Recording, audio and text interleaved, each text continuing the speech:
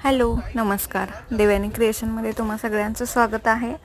आज आपण net fixing करून घेतलेलं आहे. ब्लाऊजला खालचं कापड कट केलेलं आहे आणि वरच्या साईडचं नेट आहे ते पण आपण कट करून घेतलेलं आहे. तर नेट फिक्सिंगमध्ये बऱ्याच वेळेला आपण जास्त एक्स्ट्रा कापड ठेवू शकत नाही, कारण ते दिसायला खूप खराब दिसतंय. म्हणून आपल्याला एकदम कट टू कट कापड कट करायचं असते आणि सपोर्टसाठी त्याला फक्त झिगझॅग स्टिच दिलेली असते.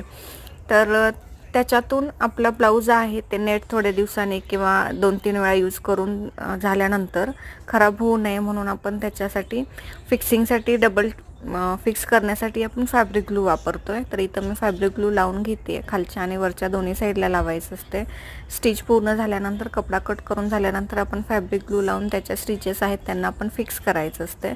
तर हे बऱ्याच वेळेला क्लासमध्ये शिकवलं जात नाही. तुम्हाला जर माहीत नसेल तर तुम्ही ही ट्रिक नक्की वापरा, जेणेकरून तुमचा ब्लाऊज आहे तो थोड्या दिवसांनी खराब नाही होणार. आणि एक स्टिच निसटली तर तिथून पुढच्या सगळ्या स्टिच निसटत जातात. तर एक स्टिच निसटल्यानंतर ग्लू लावला असेल तर तुमच्या इतर स्टिच निसटत नाहीत. एका दुसरी स्टिच लूज पडेल, पण बाकी सगळा ब्लाऊज लूज पडत नाही. आपण रेडीमेड ड्रेसला बघतो बऱ्याच वेळेला एक धागा ओढला की ती पूर्ण लाईन आपली निघून जाते. तर ह्याच्यामध्ये तसं होणार नाही. म्हणून आरी वर्कच्या सगळ्या पॅटर्नलाही तुम्ही असं करू शकता. कटवर्क, पॅचवर्क, नेटवर्क ह्याच्यामध्ये तुम्ही मेन फेविकॉल लावायचा आहे आणि तो सुकू द्यायचा आहे. त्याच्यानंतर तुम्ही पुढचं वर्क करू शकता.